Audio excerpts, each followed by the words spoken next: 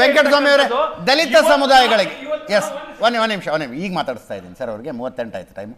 ದಲಿತ ಸಮುದಾಯಗಳಿಗೆ ಒಪ್ಪಿಗೆ ಇದೆಯಾ ಈ ಫಾರ್ಮ್ಯಾಟ್ನಲ್ಲಿ ಈಗ ಸರ್ವೆ ನಡೀತಾ ಇರೋದು?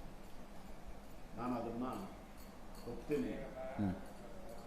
ನಾನು ನಿನ್ನೆ ಒಂದು ಡಿಸ್ಕಷನ್ ಭಾಗವಹಿಸಿದೆ ಇದೇ ವಿಷಯವಾಗಿ. ಹಿಂದುಳಿದ ವರ್ಗಗಳ ಆಯೋಗದ ಹೊಸ ಪ್ರಯೋಗಗಳು ಮಾಡಕ್ಕೆ ಹೊರಟಿದ್ದಾರಲ್ಲ, ದಲಿತ ಕ್ರಿಶ್ಚಿಯನ್ರು ಅಲ್ಲಿದ್ದರು, ಅಲ್ಲಿ ಬರಬೇಕಾಗಿತ್ತು. ಯಾವುದು SC ಕಮಿಷನ್ ವಿಚಾರದಲ್ಲಿ ಅಲ್ಲಿ ಬರಲಿಲ್ಲ.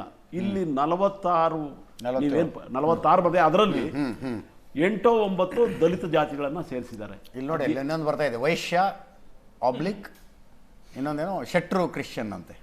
ಎಲ್ಲ ಬರ್ತದೆ, ಎಲ್ಲ ಜಾತಿಗಳಲ್ಲೂ ಕ್ರಿಶ್ಚಿಯನ್. ಅದರಲ್ಲಿ ಯಾವ ಕಮಿಷನ್ ಆ ಹೆಸರುಗಳು ಬರಬೇಕಾಗಿತ್ತು ಅಲ್ಲಿ ಬರಲಿಲ್ಲ.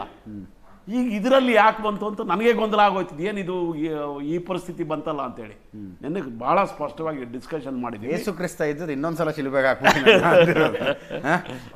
ಹಿಂಗೆಲ್ಲ ಆಗುತ್ತೆ ಅನ್ಕೊಂಡಿರ್ಲಿಲ್ಲ. ಆದಿ ಆಂಧ್ರ, ಆದಿ ದ್ರಾವಿಡ ಮತ್ತು ಆದಿ ಕರ್ನಾಟಕ ಕ್ರಿಶ್ಚಿಯನ್ಸ್ ಅಂತ ಹೇಳಿ ಪಟ್ಟಿ ಮಾಡುವಾಗ ಅಲ್ಲಿ ಬರಬೇಕಾದ್ದು ಇಲ್ಲಿ ಯಾಕೆ ಬಂತು ಅಂತ ಹೇಳಿ ನೆನ್ನೆ ಭಾಳ ಕ್ಲಿಯರಾಗಿ ಹೇಳಿದ್ವಿ. ಸಿದ್ದರಾಮಯ್ಯ ಅವರು ಎಲ್ಲೋ ಕ್ರಿಶ್ಚಿಯನ್ರನ್ನ ಮನವೊಲಿಸೋದಕ್ಕಾಗಿ, ಈಗ ಮುಸ್ಲಿಮ್ಸ್ ವಿಚಾರ ಏನು ಇಶ್ಯೂನೇ ಅಲ್ಲ ಈಗ, ಆದರೆ ಕ್ರಿಶ್ಚಿಯನ್ರನ್ನೆಲ್ಲೋ ಮನವೊಲಿಸೋಕ್ಕೆ ಅವ್ರನ್ನೇ ಎತ್ಕಟ್ಟದಂಗೆ ರೀತಿಯಲ್ಲಿ ದಲಿತರ ವಿರುದ್ಧ ಮಾಡಿದ್ದಾರೆ ಅಂತ ಹೇಳ್ಬಿಟ್ಟು ಇದನ್ನು ವಿರೋಧ ಮಾಡಬೇಕಂತ ನಾನು ತೀರ್ಮಾನ ಮಾಡಿದ್ವಿ. ಇದು ಒಂದು. ಆಲ್ರೆಡಿ SC ಕಮಿಷನ್ನಲ್ಲಿ ದೊಡ್ಡ ಗೊಂದಲಗಳು ಸೃಷ್ಟಿ. ಅದಕ್ಕೆ ಸಂಬಂಧಿಸಿದ ಒಂದು ಪ್ರಶ್ನೆ ಇದೆ. ಒಂದು ಸಲ ಕ್ರಿಶ್ಚಿಯಾನಿಟಿ ಕನ್ವರ್ಟ್ ಆದ ನಂತರ ಅವರು ಅಸಮಾನತೆಯಿಂದ ದೂರ ಹೋಗಿದ್ದಾರೆ, ಆದ್ದರಿಂದ ದಲಿತರ ಸವಲತ್ತುಗಳನ್ನು ಅವ್ರು ತಗೊಳ್ಬಾರ್ದು ಅನ್ನೋದು ಒಂದು ಧರ್ಮ ಪರಿವರ್ತನೆ ಆಗದೆ ಅದಕ್ಕಲ್ವಾ? ಬಹಳ ಕ್ಲಿಯರ್ ಆಗಿದೆ. ಎಲ್ಲ ಈ ನೇಮಕ ಮಾಡಿದ್ದಾರೆ. 3 ವರ್ಷದಿಂದ ಒಂದು ಆಯೋಗ ಇದೆ. ಅವರು ಯಾವಾಗ್ಲಾರು ಈಗ ವರದಿ ಕೊಡ್ಬೋದು.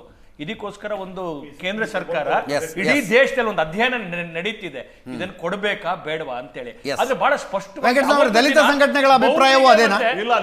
ದಲಿತ ಸಂಘಟನೆಗಳ ಅಭಿಪ್ರಾಯನೂ ಅದೇನಾ? ಒಂದು ನಿಮಿಷ.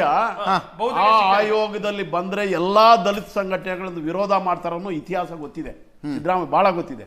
ಅದಕ್ಕಾಗಿ ಈ ಪರೋಕ್ಷವಾಗಿ ಈ ಪಟ್ಟಿ ಮೂಲಕ ಅದನ್ನು ನುಡಿಸೋದಕ್ಕೆ ಎಲ್ಲ ಪ್ರಯತ್ನ ಮಾಡಿದರೆ ಅದಕ್ಕೆ ಅವಕಾಶ ಇಲ್ಲ. ಅಲ್ಲಿ ಬೌದ್ಧರು ಬರಬೇಕಾಗಿತ್ತು. ಬಹುತೇಕ ಬೌದ್ಧರು ಇರ್ತಕ್ಕಂಥದ್ದು SC ಲಿಸ್ಟಲ್ಲಿ ಬರುವಂಥದ್ದು. ಇಲ್ಲಿ ಕೊಟ್ಟಿದ್ದಾರೆ, ಎಲ್ಲಿ ಕೊಡಬೇಕು ಅಲ್ಲಿ ಕೊಟ್ಟಿಲ್ಲ. ಇದು ನಮ್ಮ ತಕರಾರು. ಆ ಲಿಸ್ಟಲ್ಲಿ ಬರಬೇಕಾಗಿತ್ತು. ಬೌದ್ಧರನ್ನು ಸಿಕ್ಕರಿಗೆ ಕೊಟ್ಟಿದ್ದಾರೆ, ಇದನ್ನ ಟ್ರೈ ಮಾಡಿರೋ. ಆಯ್ತು, ಇಷ್ಟೆಲ್ಲ ಅಭಿಪ್ರಾಯ ಕೇಳಿಸ್ಕೊಂಡ್ವಲ್ಲ, ಮತ್ತೆ ಇದನ್ನ ಸಮರ್ಥನೆ ಮಾಡುವಂಥವ್ರು ಯಾರು? ನಂದನ್ ಕಶ್ಯಪ್ ನಿಮಿಷ, ನೀವು ಒಳ್ಳೆ ಪ್ರಶ್ನೆ ಕೇಳಿದ್ರಿ. ಯಾರಿದ್ರು ಈಗ? ಒಂದ್ ನಿಮಿಷ. ಮೊನ್ನೆ ಮುಕುಡಪ್ಪ ಅವ್ರು ಬಂದಿದ್ರು, ಕುರುಬ ಸಮುದಾಯದ ನಾಯಕರು.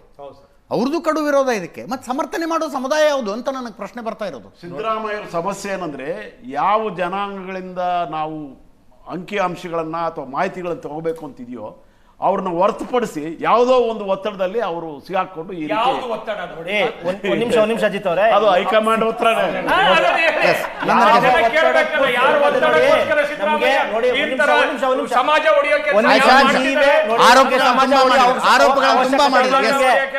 ಸಮಾಜ ಒಡೆಯೋ ಅವಶ್ಯಕತೆ ಇಲ್ಲ. ನಿಮ್ ಯಡಿಯೂರಪ್ಪನವರೇ ಬರೆದು ಕಳಿಸಿದ್ರು.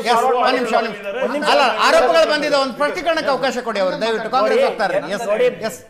ಬಿಜೆಪಿ ಅವ್ರಿಗೆ, JDS ಅವ್ರಿಗೆ ತುಳಿತಕ್ಕೊಳಗಾದ ಸಮುದಾಯಗಳಿಗೆ ಜಸ್ಟಿಸು, ಸೋಷಿಯಲ್ ಜಸ್ಟಿಸ್ ಕೊಡಬೇಕು ಒಂದು ಇರಾದೆ ಇಲ್ಲ ಅವ್ರಿಗೆ. ಇದನ್ನ ಮಾಡಬೇಕು ಅನ್ನೋದೊಂದು ಇದೇ ಇಲ್ಲ ಅವ್ರಿಗೆ. ಈ ಸೋಷಿಯೋ ಎಕನಾಮಿಕ್ ಸರ್ವೆ ಮಾಡ್ಬೇಕು, ಸುಮ್ಮನೆ ಏನೋ ಒಂದು ಕಾಟಾಚಾರಕ್ಕೆ ತಳಿಸ್ಕೊಂಡು ಹೋಗ್ತಾ ಇರಬೇಕು ಅಂತ. ನಮ್ಮ ರಾಜ್ಯದಲ್ಲಿ ನಾವು 2015 ಕಳೆದ ಸರ್ಕಾರದಲ್ಲಿ ನಾವು ವಾಗ್ದಾನ ಕೊಟ್ಟಿದ್ವಿ, ಸೋಷಿಯೋ ಎಕನಾಮಿಕ್ ಸರ್ವೆ ಮಾಡಬೇಕು, ಜನರ ಪರಿಸ್ಥಿತಿ ನಾವು ಅರ್ಥ ಮಾಡಿಕೊಂಡು ಅವ್ರಿಗೆ ಒಂದು ಪಾಲಿಸಿಗಳನ್ನ ಫ್ರೇಮ್ ಮಾಡಿ ಕಡು ಬಡವನಿಗೂ ಸಮುದಾಯದಲ್ಲಿ ಅವನಿಗೆ ಒಂದು ಸ್ಕೀಮ್ಗಳು ಮಾಡಿ ತಲುಪಿಸ್ಬೇಕು, ಒಂದು ಯೋಜನೆ ಇಟ್ಕೊಂಡು ನಾವು ಇದನ್ನು ಮಾಡಿದ್ದೀವಿ. ಇದರಲ್ಲಿ 2 ಮಾತಿನ ನಾವು ಹಿಂದೆ ಸರಿಯಲ್ಲ.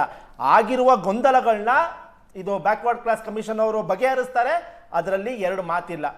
22ನೇ ತಾರೀಕಿಂದ ನಾವು ಸರ್ವೆ ಮಾಡ್ತೀವಿ. 60 ದಿವಸದಲ್ಲಿ ಒಂದು ನಾನು ಹೇಳ್ತಾ ಇರೋದು, ನಂದನ್ ಕಶ್ಯಪ್ ಅವರೇ, ಪೊಳ್ಳು ಗೋಡೆಯ ಮೇಲೆ ಬಂಗಾರದ ಗಿಲೀಟ್ ಹಾಕಕ್ಕೆ ಹೋಗಬಾರ್ದು. ನೀವು ಹೇಳ್ತಾ ಇರೋದು ಕರೆಕ್ಟ್ ಇದೆ. ನಂಬರ್ ಗೊತ್ತಾಗಬೇಕು, ಅವ್ರ ಸೋಷಿಯೋ ಎಕನಾಮಿಕ್ ಸ್ಟೇಟಸ್ ಗೊತ್ತಾಗಬೇಕು, ಅವ್ರಿಗೋಸ್ಕರ ಯೋಜನೆಗಳಾಗಬೇಕು. ಅದ್ರ ಬಗ್ಗೆ 2ನೇ ಮಾತೇ ಇಲ್ಲ ರೀ. ಅದರ ಬಗ್ಗೆ 2ನೇ ಮಾತೇ ಇಲ್ಲ. ನೀವು ಮೂಲ ಪ್ರಶ್ನೆಗಳನ್ನೇ ಬಿಟ್ಟು ಬಿಡ್ತೀವಿ. 313 ಹೊಸ ಜಾತಿಗಳು ಯಾವ್ದು? ಒಂದ್ ನಿಮಿಷ. ಜೈನರಲ್ಲಿ 21 ಉಪಜಾತಿಗಳಂತ. ಒಂದ್ ನಿಮಿಷ.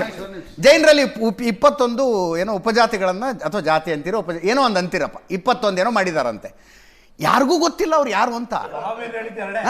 ಮಹಾವೀರ್ ಹೇಳಿದ್ದು ಎರಡೇನೆ. ಅವ್ರು ಯಾರು ಅಂತ ಯಾರಿಗೂ ಗೊತ್ತಿಲ್ಲ ಅಲ್ಲಿ.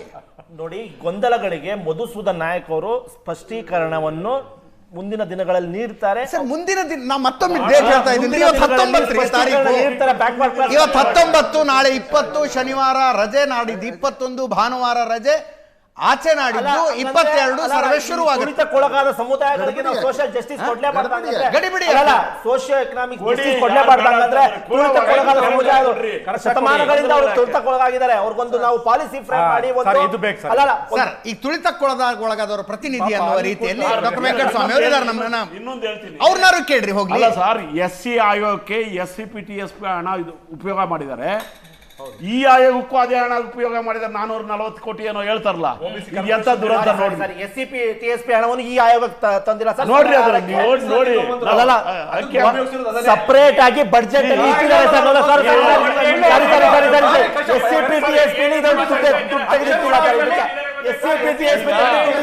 ಸರ್ಕಾರ ಮಾಡ್ತಕ್ಕಂಥ ಯಾವುದೇ ಸರ್ವೆಗೂ ಸರ್ಕಾರ